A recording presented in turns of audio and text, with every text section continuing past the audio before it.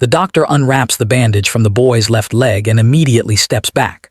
The smell hits first, sweet and rotten, the unmistakable odor of necrotic tissue. The wound is 8 inches long, running from knee to mid-calf, and it is crawling with maggots. The boy's name is Oscar. He is 18 years old. The wound has been open and infected for 6 weeks. But the shocking part is not the maggots or the infection, or even the fact that Oscar has walked on this leg for a month and a half.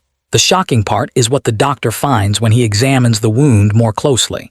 There are pieces of shrapnel still embedded in the muscle. There is a fragment of cloth deep in the tissue, and there is bone visible at the bottom of the deepest section. This is not just an infected wound. This is a catastrophic injury that should have been treated in a field hospital weeks ago. We are at Camp Shelby in Mississippi in August 1944, 2 months after the D-Day invasion of Normandy. The camp is a massive training facility that also holds approximately 4,000 German prisoners of war, most of them captured in North Africa and Italy. The camp has a well-equipped hospital with surgical facilities, X-ray equipment, and a staff of 10 doctors and 30 nurses. Medical care is generally routine, treating work injuries, managing chronic conditions, and handling the occasional acute illness.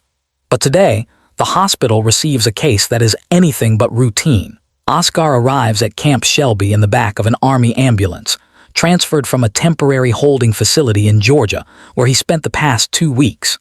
The transfer order says he has an infected leg wound that requires surgical intervention. Dr. Michael Brennan, the camp's senior surgeon, reads the transfer note and prepares for a standard wound debridement and antibiotic treatment.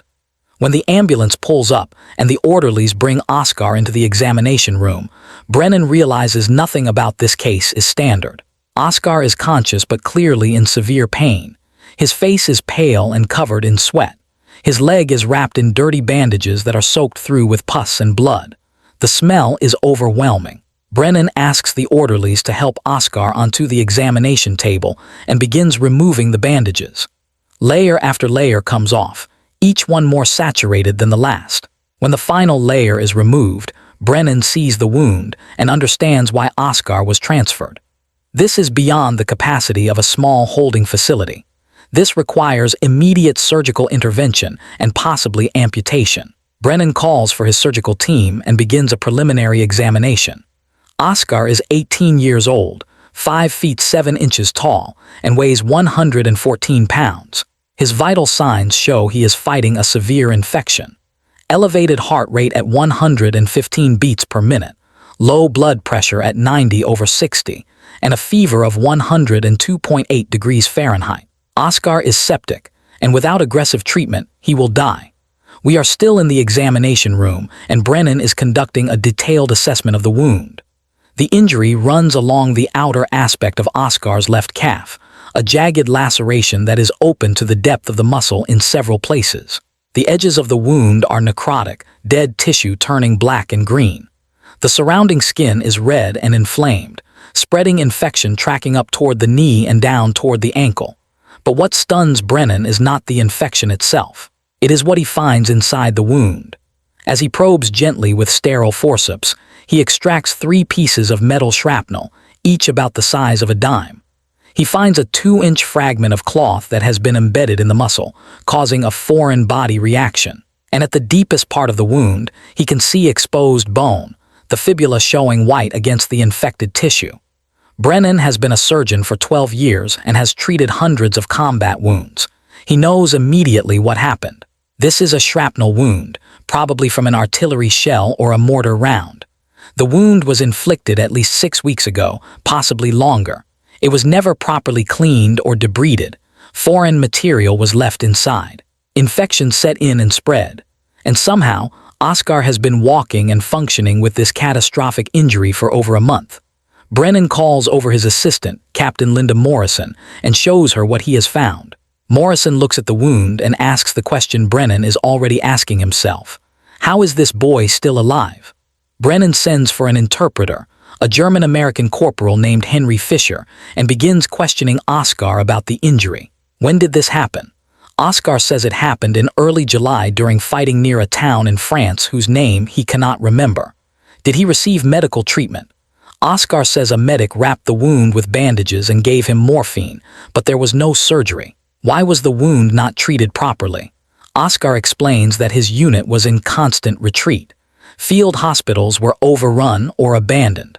By the time he was captured 3 days after being wounded, the infection had already started. He was moved through multiple holding camps, and no one addressed the wound beyond changing the bandages occasionally. Brennan listens and realizes this is a systemic failure that nearly cost Oscar his leg and possibly his life. We are now in the operating room at Camp Shelby, and Oscar is being prepped for emergency surgery. Brennan has assembled his team, Morrison as his assistant, 2 surgical nurses, and an anesthesiologist. The goal is to save Oscar's leg if possible, but amputation is on the table if the infection has spread to the bone or if the tissue damage is too extensive. Brennan explains the risks to Oscar through Fisher. There is a chance they will have to amputate below the knee. There is a risk of complications from the anesthesia. There is a risk that even with surgery, the infection could spread and cause fatal sepsis. Oscar understands and signs the consent form with a shaking hand. He tells Fisher he would rather die than lose his leg. Brennan makes no promises but says he will do everything possible. The anesthesia takes effect and Oscar goes under. Brennan begins the surgery with a thorough debridement, cutting away all the dead and infected tissue. The amount he has to remove is staggering. Nearly 40% of the calf muscle is necrotic and has to be excised. The wound is irrigated with liters of sterile saline, flushing out pus, debris, and bacterial contamination. Brennan removes the remaining shrapnel fragments and the embedded cloth. He inspects the exposed bone and finds that the fibula has a hairline fracture but no sign of osteomyelitis bone infection. That is the first piece of good news. If the bone were infected, amputation would be necessary. After the debridement, Brennan applies antibiotic powder directly into the wound and packs it with sterile gauze soaked in antiseptic solution. He does not close the wound. Closing an infected wound would trap bacteria inside and guarantee failure. Instead, the wound will be left open and allowed to heal from the inside out, a process called secondary intention healing. It will take months, but it gives Oscar the best chance of keeping his leg. Brennan also inserts a drainage tube to allow continued removal of pus and fluid. The surgery lasts 4 hours. When it is finished, Brennan steps back and evaluates his work. The leg is still attached. The infection has been addressed. Oscar has a chance. We are now in the post-operative ward where Oscar is recovering from surgery. He wakes up groggy and in pain, but immediately looks down to check if his leg is still there. He sees the heavily bandaged limb and starts crying with relief. Brennan visits him the next morning and explains what was done. The infected tissue has been removed. The wound is open and will heal slowly over the next several months. Oscar will need to stay in the hospital for at least 4 weeks for daily wound care and intravenous antibiotics.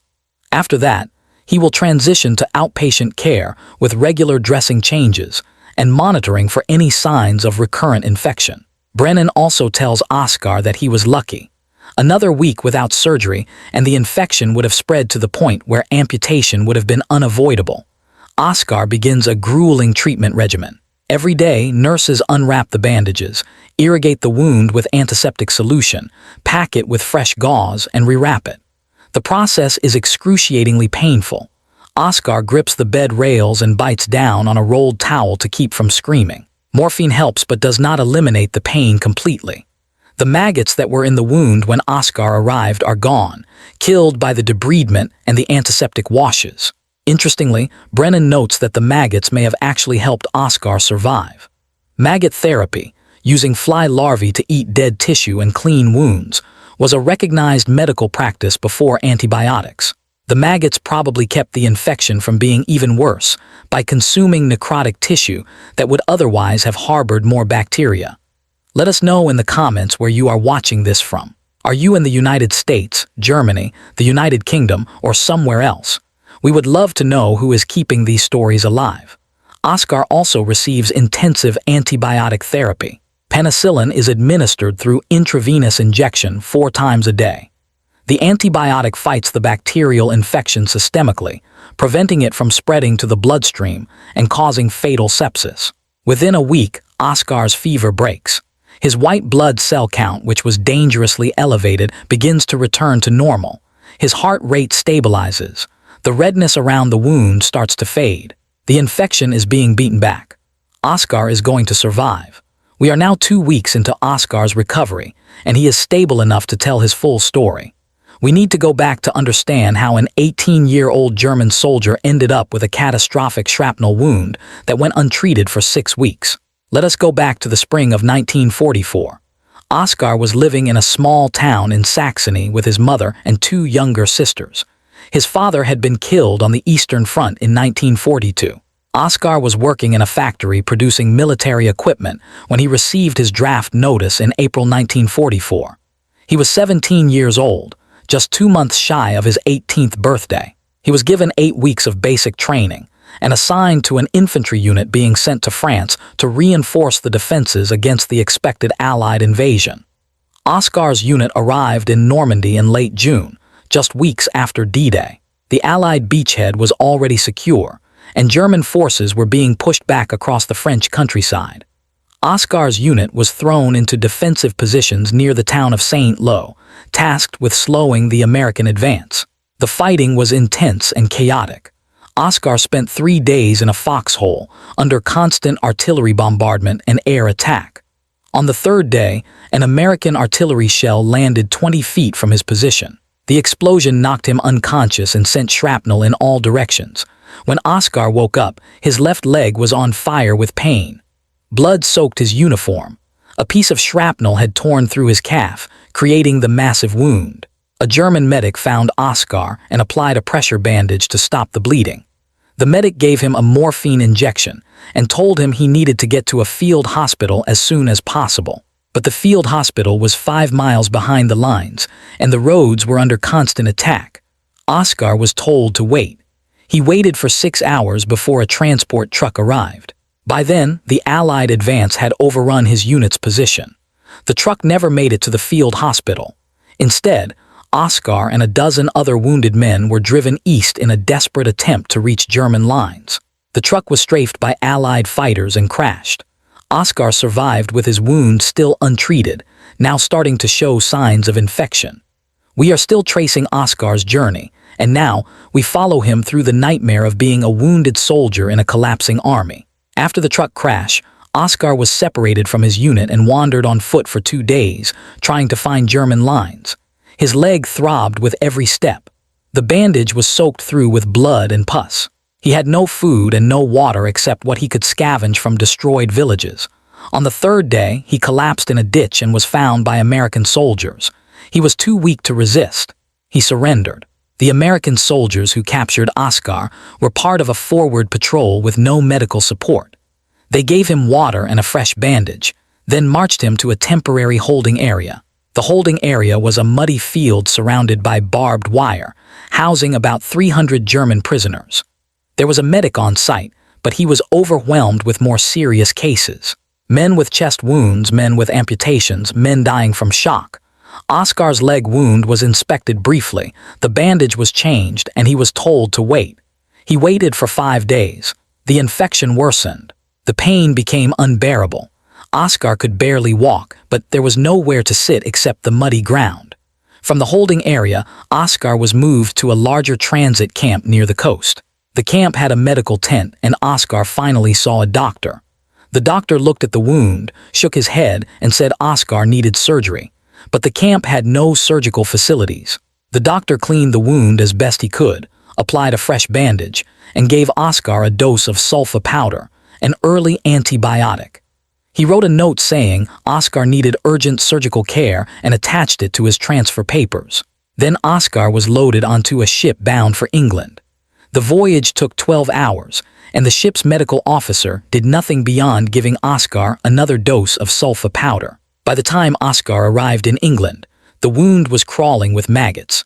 We are still following Oscar's descent, and now we cross the Atlantic with him from England to the United States. Oscar spent 3 days in a transit camp in England, waiting for space on a ship to America. During those 3 days, the maggots multiplied.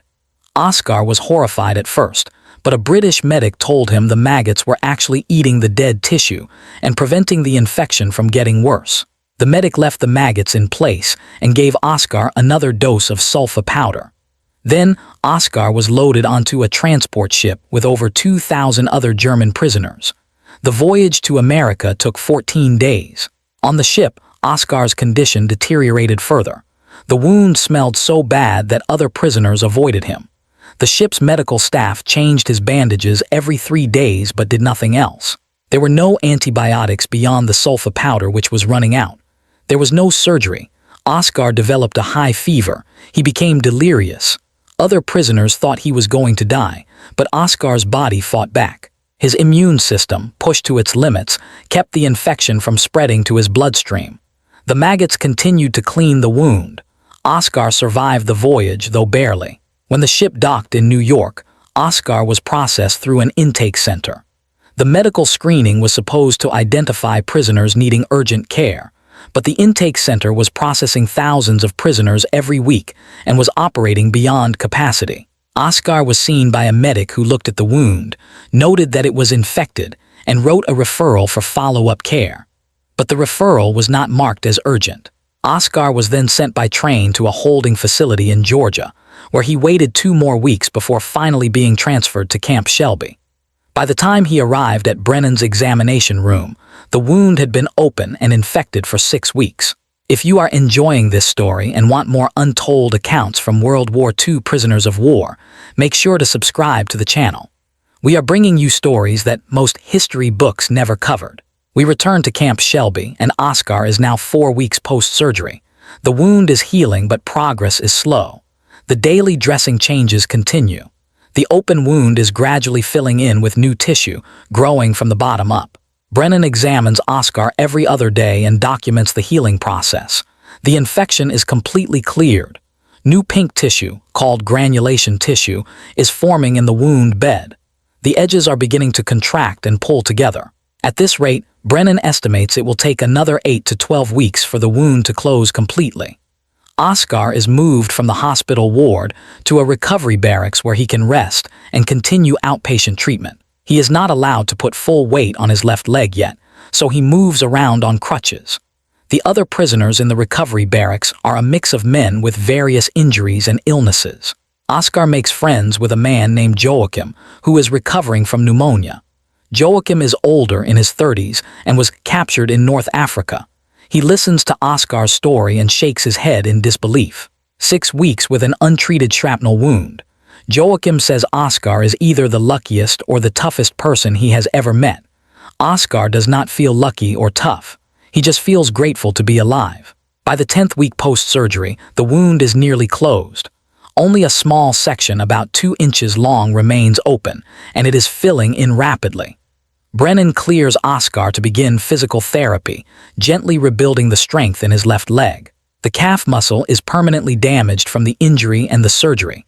Oscar will never have full strength or full range of motion in that leg. He will walk with a slight limp for the rest of his life. But he will walk. He will not need crutches or a cane. He will be functional. Brennan tells Oscar he is one of the few people who could have survived that injury without amputation. The combination of Oscar's youth, his immune system, the maggot debridement, and the aggressive surgery saved his leg. Let us pause Oscar's story and look at the larger context of combat wound care during World War II. Medical treatment for wounded soldiers improved dramatically over the course of the war, driven by advances in antibiotics, blood transfusions, and surgical techniques. The mortality rate for battlefield injuries dropped from approximately 8% in World War I to about 4% in World War II. Much of this improvement came from better evacuation systems that got wounded soldiers to field hospitals within hours instead of days. But the system was not perfect, and prisoners of war were particularly vulnerable to gaps in care. When a soldier was captured, he often lost access to his own military's medical system and had to rely on the captor's willingness and ability to provide treatment. The Geneva Conventions required that prisoners receive medical care equivalent to what the capturing nation provided its own troops, but enforcement was inconsistent. In the chaos of rapid advances and retreats, wounded prisoners were often moved multiple times before receiving definitive care. Oscar's case illustrates this problem. He was wounded while fighting for Germany, treated minimally by American field medics, moved through multiple holding and transit camps, and finally received surgery 6 weeks later. Each delay increased the risk of complications, infection, and death. The use of maggots in wound care, while horrifying to modern sensibilities, was actually a legitimate medical practice. Before antibiotics, surgeons sometimes deliberately introduced sterile maggot larvae into infected wounds to clean out dead tissue. The maggots consumed only necrotic material, leaving healthy tissue intact. Studies conducted after World War II showed that maggot therapy reduced infection rates and improved healing times in certain types of wounds. Oscar's accidental maggot infestation probably saved his leg by keeping the wound cleaner than it would have been otherwise. The medical staff at Camp Shelby documented this detail in their case notes, and Brennan later wrote a paper on the case for a military medical journal. We return to Oscar, who is now 3 months post-surgery and physically recovered enough to be assigned to light work duty. His leg has healed, leaving a massive scar that runs from his knee to mid-calf. The scar is thick and discolored, a permanent reminder of the injury and the infection. But the physical scar is not the only lasting mark. Oscar has nightmares about the artillery barrage that wounded him. He dreams of explosions, of lying in the foxhole unable to move, of the pain tearing through his leg. He wakes up sweating and shaking, his heart racing. The nightmares come 2 or 3 times a week. Oscar also struggles with anxiety about his leg. Even though the wound is healed and the infection is gone, he is constantly worried about re-injury or reinfection. He checks the scar multiple times a day, running his fingers over the raised tissue, looking for any sign of redness or swelling. He is terrified of bumping the leg or falling and reopening the wound. The camp does not have mental health services, so Oscar copes on his own. He talks to Joachim occasionally about the fears, and Joachim offers what comfort he can. Time will help, Joachim says. The memories will fade. The anxiety will decrease. Oscar wants to believe him. Oscar is assigned to work in the camp library, a job that requires minimal physical exertion and keeps him indoors where the risk of leg injury is low. He shelves books, helps prisoners find reading material, and maintains the catalog system. The work is quiet and calming. Oscar finds that he enjoys it.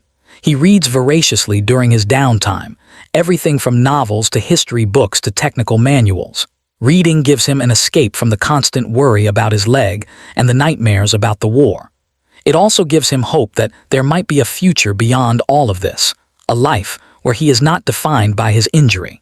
We are now in May 1945, and the war in Europe is over. Germany has surrendered unconditionally to the Allies. The news reaches Camp Shelby through official announcements and radio broadcasts. Prisoners gather in the camp yard to hear the details. The reaction is subdued. There is no celebration, no cheering. Most prisoners feel a mix of relief that the killing is over and grief that Germany has been utterly defeated. Oscar listens to the announcement and feels numb. He does not know what condition his hometown is in. He does not know if his mother and sisters are alive. The end of the war brings questions, not answers. Over the following weeks, the atmosphere at Camp Shelby changes. Work assignments continue, but the tone is less strict. Guards are more relaxed. Prisoners begin thinking about repatriation, about going home, though no one knows when that will happen. The logistics of returning hundreds of thousands of prisoners to a devastated Europe are staggering. Oscar waits with a patience born from months of recovery and uncertainty. He continues working in the library. He continues reading. He writes letters to the Red Cross asking for information about his family. He does not receive any replies for months. We are now in October 1945, 5 months after the war ended, and Oscar finally receives a letter from home. It comes through the Red Cross mail system, a thin envelope with his mother's handwriting on the front. Oscar's hands shake as he opens it. The letter is brief and heartbreaking. His mother and sisters are alive. They survived the war, but the town is mostly destroyed. Their house was hit by Allied bombing in early 1945 and is uninhabitable. They are living in a displaced persons camp. His mother's letter is filled with questions. Where is Oscar? Is he alive? When will he come home? She has not heard from him in over a year and assumed he was dead. Oscar sits down and immediately writes a reply. He tells his mother he is alive. He is in a prisoner of war camp in America. He was wounded but has recovered. He does not mention the severity of the injury or the 6 weeks of infection. He does not want to worry her more than necessary. He tells her he is working in a library and is being treated well. He asks about his sisters, about their living conditions, about whether they have enough food. He asks if she has heard anything about when prisoners will be sent home. He seals the letter and gives it to the camp mail clerk, who promises to send it through the Red Cross system. Oscar does not know if the letter will reach his mother, but writing it makes him feel connected to her for the first time in over a year. The letter from his mother changes something in Oscar. Knowing that she and his sisters are alive gives him a reason to focus on the future instead of dwelling on the past. He begins thinking practically about what he will do when he goes home. The town is destroyed, so there will be enormous demand for reconstruction work. Oscar thinks about his time in the library and wonders if he could find work as a clerk or an administrator. He is educated, literate, and good with organization. Those skills will be valuable in a country trying to rebuild itself from rubble. The leg injury means he cannot do heavy labor, but he does not need to. There are other ways to contribute. We are now in early 1946, and Oscar is still at Camp Shelby, waiting for repatriation. The war has been over for 8 months, but the process of returning prisoners to Europe is slow. Ships are needed for other priorities, bringing American troops home, transporting supplies, supporting the occupation forces in Germany. Prisoners are lower on the list. Oscar waits with growing impatience. He wants to see his mother. He wants to help rebuild. He wants to start his life again, but he has no control over the timeline. He continues his routines, work in the library, meals, reading, sleep. The days blur together. In March 1946, Oscar finally receives word that he is approved for repatriation. He will be part of a group of 1,000 prisoners being sent back to Germany in April. The news is exciting and terrifying in equal measure. Oscar is going home, but he does not know what home looks like anymore. His town is destroyed. His house is gone. His mother is living in a displaced persons camp. He has a permanent limp from his injured leg. The Germany he is returning to is not the Germany he left, but it is still home and his family is there. That is enough. We are now in mid-April 1946, and Oscar is boarding a transport ship in New Orleans bound for Europe. The ship is crowded with prisoners being repatriated, but the conditions are far better than the voyage that brought Oscar to America. There are proper bunks, regular meals, and access to the deck for fresh air. The voyage takes 2 weeks. Oscar spends much of the time on deck, watching the ocean and thinking about what comes next. He talks with other prisoners about their plans. Some are optimistic, others are filled with dread. Oscar is cautiously hopeful. He has survived a catastrophic injury. He can survive whatever comes next. The ship docks in Bremen in early May 1946. Oscar and the other prisoners are processed through a repatriation center run by the British occupation forces. They are questioned about their service, checked for Nazi Party affiliation, and given identity papers. Oscar answers honestly. He was a conscript, not a volunteer. He fought for less than 2 weeks before being wounded and captured. He was never a party member. The interviewers are satisfied. Oscar is classified as low risk and cleared for release. He is given a train ticket to the American occupation zone where his hometown is located. Then he is told he is free to go. Oscar boards a train heading south. The journey takes 3 days with multiple delays and transfers. The trains are overcrowded with refugees, returning soldiers, and displaced persons. Germany is a broken country. Every city Oscar passes through shows the scars of war. Destroyed buildings, bombed-out train stations, rubble-filled streets. When Oscar finally arrives at the station nearest his hometown, he gets off and starts walking. The town is 8 miles away. He walks slowly, favoring his injured leg, stopping frequently to rest. After 4 hours, he reaches the outskirts of the town and sees the destruction his mother described in her letter. Entire neighborhoods are gone. The church is a burned shell. The main square is unrecognizable. We are now at the displaced persons camp on the edge of Oscar's hometown. The camp is a collection of temporary barracks and tents housing families who lost their homes in the war. Oscar asks at the registration office for his mother's name. The clerk checks the records and nods. She is here. The clerk gives Oscar directions to a section of the camp. Oscar walks through the rows of barracks until he finds the right one. He stands outside the door for a moment, gathering his courage. Then he knocks. The door opens, and his mother stands there. She is thinner than he remembers, her hair grayer, her face lined with worry and exhaustion. She looks at Oscar and does not react for a moment, as if she cannot quite believe what she is seeing. Then recognition dawns. She whispers his name. Oscar nods and smiles. His mother rushes forward and wraps her arms around him, pulling him into a fierce embrace. She is crying. Oscar is crying. His two sisters appear from inside the barracks, both now teenagers, both staring at their brother as if he is a ghost. The reunion is emotional and overwhelming. Oscar is home. Oscar spends the next several years helping his family rebuild their lives. He finds work as a clerk in the local administration office, helping coordinate reconstruction efforts. The work uses his organizational skills and does not require physical labor that would strain his injured leg. He earns enough to support his mother and sisters. In 1948, Oscar marries a local woman named Elizabeth, whose family also lost their home in the war. They have 3 children over the next decade. Oscar builds a stable, quiet life. The scar on Oscar's leg never fades. It remains a thick, raised line running from knee to calf, visible whenever he wears shorts or goes swimming. The limp never goes away either. Oscar walks with a slight hitch in his step, more noticeable when he is tired or the weather is cold. But he adapts. He learns to live with the limitations. The leg does not stop him from working, from being a husband and father, from participating in his community. It is simply part of who he is now.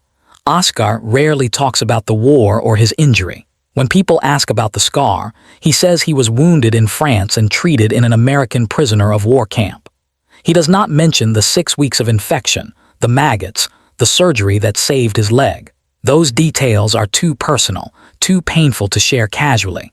His children know their father was wounded in the war, but they do not know the full story until they are adults. Oscar finally tells them during a family dinner in the 1970s, prompted by a question from his oldest son.